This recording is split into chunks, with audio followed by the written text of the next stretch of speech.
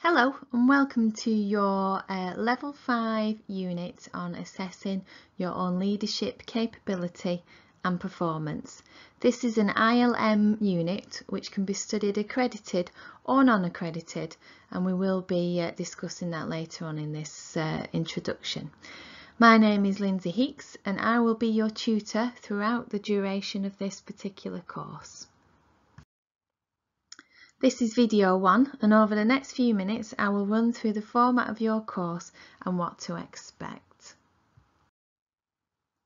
So in this video I will show you what will be covered in your unit, but before we do that, let's check you have everything you need. So you should have a workbook for the whole module, especially if you're studying this on an accredited pathway. But before we move on, let's establish what accredited and non-accredited means, because some of you will be studying this as accredited and some of you will be studying this as non-accredited. So accredited means it has a credit value and will include an assignment to be completed by yourselves. So if that assignment actually passes, which I'm sure it will then go towards a formal qualification. For example, the ILM Level 5 Award in Leadership and Management. However, you can study this unit as non-accredited. So what that means is you can take advantage of the lessons, the video lessons, the activities that are planned, but you won't have to complete the assignment that's associated with this particular unit. So accredited means there's an assignment that needs to be completed and goes towards a formal qualification, and non-accredited means that this is essentially a development course for you, so you're trying to develop your knowledge around a leadership and management topic. So if you have a workbook for the whole module, this means that you're studying this unit as an accredited qualification. If you don't have a workbook but wish to study this as an accredited unit, then please don't hesitate to contact myself. My details are on the first slide, but it's lindsay@professional-futures.com and I'll organise that accordingly for you. Also, along with this particular unit, you should also have a set of slides for each section so that you can go back and review at your leisure, and you will also have a video provided to you for each of these sections, and again you can go back and re-watch and re-listen to these videos as and when to suit you. So let's run through the specifics for this particular unit. So as we've already established, this unit is a level 5 unit. Okay, so all that means is that it's at a level that is equivalent to the second year of a degree programme. So just to put it into context, level 2 is equivalent to GCSE, level 3 A level, level 4 first year of a degree, level 5 second year of a degree, and level 6 final year of a degree. Okay, so it is quite a high-end unit that you will be studying. Okay, those of you that are studying this on the accredited route will see that this particular unit attracts a credit value of 6. Okay, so that means that it's worth quite a lot. So if you're interested in studying this as an award, a certificate or a diploma, for example, you would only need to study 1 more unit to achieve an award, and 2 more units to achieve a certificate, and approximately 4 to 6 units dependent on what you pick to achieve a diploma. Obviously if you are interested in this, then just contact me. Now the next bit on this particular slide talks about guided learning hours, and what that means is that this unit attracts 15 guided learning hours. So all that means is that you should expect to be studying this unit for 15 hours. Okay, that doesn't necessarily mean watching videos for 15 hours. That includes the activities that I've got planned for you. It also includes the additional reading that I've also got planned for you as well. Now, the aim of this particular course and unit is to develop your own understanding and ability to lead teams to achieve your organisational values and goals, as particularly required by practicing and potential middle managers. That doesn't mean to say that this isn't suitable for senior managers or for first line managers or anybody aspiring to be within a management or leadership position. It just means that this is pitched at a middle management level. Okay. Now, also on the right hand side, you'll see in the learning outcomes, and learning outcomes just means what is expected that you should be able to do once you've studied this particular unit. Okay, so learning outcome number 1 expects that you should be able to understand various leadership styles within a particular organisation, and ideally that would be yours.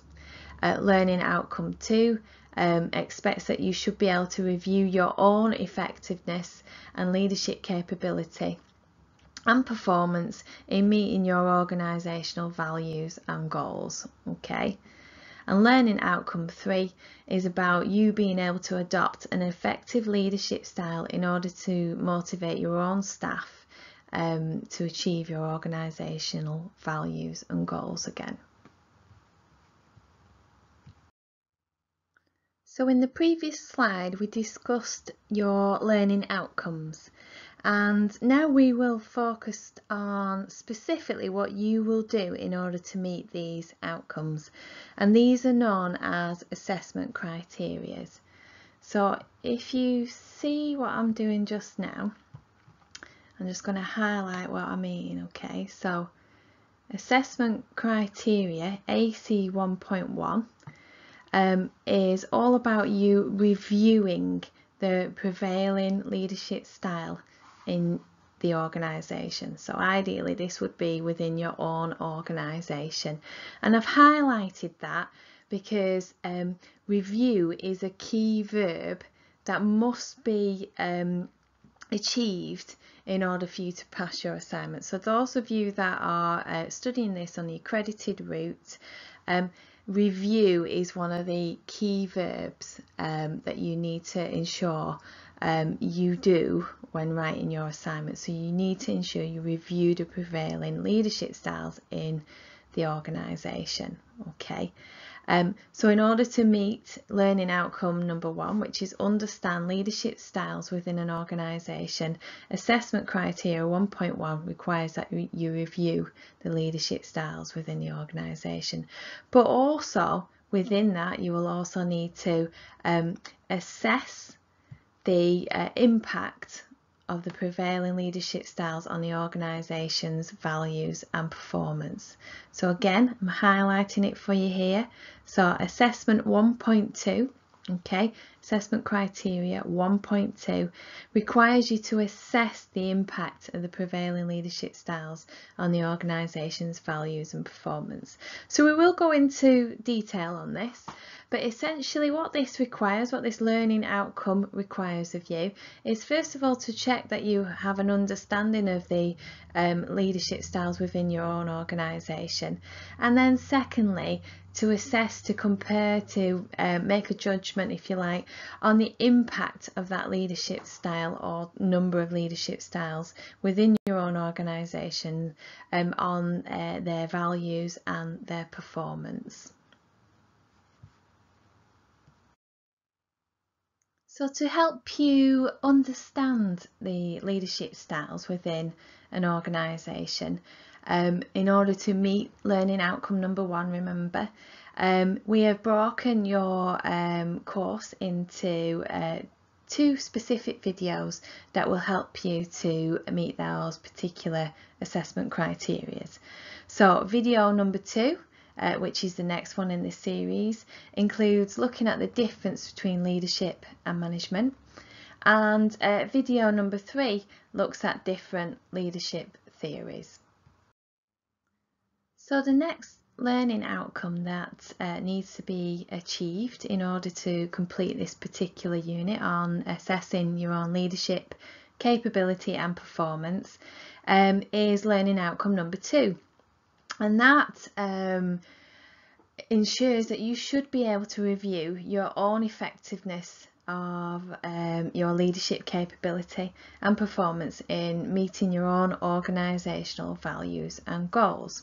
So in order to meet that learning outcome, there are 3 assessment criteria that will need to be met in order to achieve learning outcome number 2. So again, remember, those of you that are on the accredited route, these assessment criteria are vital for you to ensure that you pass this particular assignment. So as per the last couple of slides, I'll just highlight to you what your key verbs are here. Okay, so in assessment criteria 2.1, assess is the key verb within this particular criteria. So remember, assessing means to evaluate, to form an impression of, to make a judgment, if you like. So what you're doing in this particular criteria is you're assessing your own ability to apply different leadership styles in a range of situations. So you're making a judgment on your own ability. How good are you? How effective are you in applying these different leadership styles, or indeed are there areas for development? Okay, so that's assessment criteria 2.1. So again, assessment criteria 2.2 requires you to assess again. So within this, you are required to assess your own ability to communicate the organisation's values and goals to staff in your own area. So remember, again, you're kind of picking on yourself here. So you're looking at how effective you are, whether you're very good or whether there are areas for development and improvement. Okay, so you're forming a judgment on your own ability. Okay, and the last assessment criteria in order for you to meet learning outcome number 2 is assessment criteria 2.3, which again requires you to assess your own ability to motivate others and build commitment to your organisation's values and goals. Again, you're picking on yourself. You're looking at how good you are, or how much improvement you need to make in order to become more effective in these particular areas. And for this assessment criteria, it's all about you being able to motivate your team. So in order for you to be able to achieve learning outcome 2, which is all about you being able to review your own effectiveness of leadership capability and performance in meeting your organisational values and goals, we've broken this down into 5 particular videos that will help you to meet learning outcome number 2. So video number 4 looks at how to apply specific leadership theories within your own practices. Video number 5 examines leadership and the role of culture. So how important culture is within any particular organisation and how it affects leadership styles. Video 6 looks at motivation theories, and again how to apply those motivation theories within your own practices. Video 7 looks at organisational vision and objectives, and video 8 considers how to communicate your own organisational values and goals. So remember, there are 3 learning outcomes that need to be achieved for this particular unit, which is known as the assessing your own leadership capability and performance at level 5 within the ILM programme. Okay, so learning outcome number 3 requires that you should be able to adopt an effective leadership style to motivate staff to achieve your own organisational values and goals. Okay, so as I did with the other assessment criteria, you can see here I'm highlighting right now the assessment criteria 3.1, which is all about justifying. Okay, so to justify something is for you to be able to clarify your own point of view. Okay, to provide your opinion with reasons that explain how you arrived at that point of view or opinion. Okay, so for assessment criteria 3.1, you need to justify the most effective leadership style in order to motivate your own staff in your own area of responsibility, and this is all with an aim to achieve your organisation's values and goals. Okay, so in other words, you need to provide your opinion with reasons why you came to that conclusion. Okay, so again, assessment criteria 3.2 requires that you implement, okay, the most effective leadership style in order to motivate your own staff in your own area, again, of responsibility to achieve the organisation's values and goals. Okay, so implement means for you to put into place. Okay, so to put into practice. So rather than just talking about it, it requires that you actually put it into practice. Okay, so you should have worked out what the best motivational style is. Okay, and you should also be evidencing how you can put that into practice in order to motivate your staff. So in order for you to be able to achieve learning outcome number 3, which is all about you being able to adopt an effective leadership style to motivate your staff to achieve your own organisational values and goals. So for you to complete that and to achieve that, we've put together 2 videos that will help you meet learning outcome number 3. So video number 9 looks at creating effective motivational relationships within your teams, and video 10 examines emotional intelligence and the importance of emotional intelligence in terms of leadership effectiveness. And finally, within your unit of assessing your own leadership capability and performance, the last video that's provided within your suite is video number 11. And within video number 11, we will provide a summary of what we've studied, and I will provide you with some final checks and some top tips in order for you to be able to achieve your pass within the accredited route, but also some top tips to help you to become more effective leaders. I'm sure you will enjoy your study on this particular course, and I look forward to working with you over the next few hours or so, depending on how you choose to study this. Until the next video, which is video number 2, I'll leave you to it.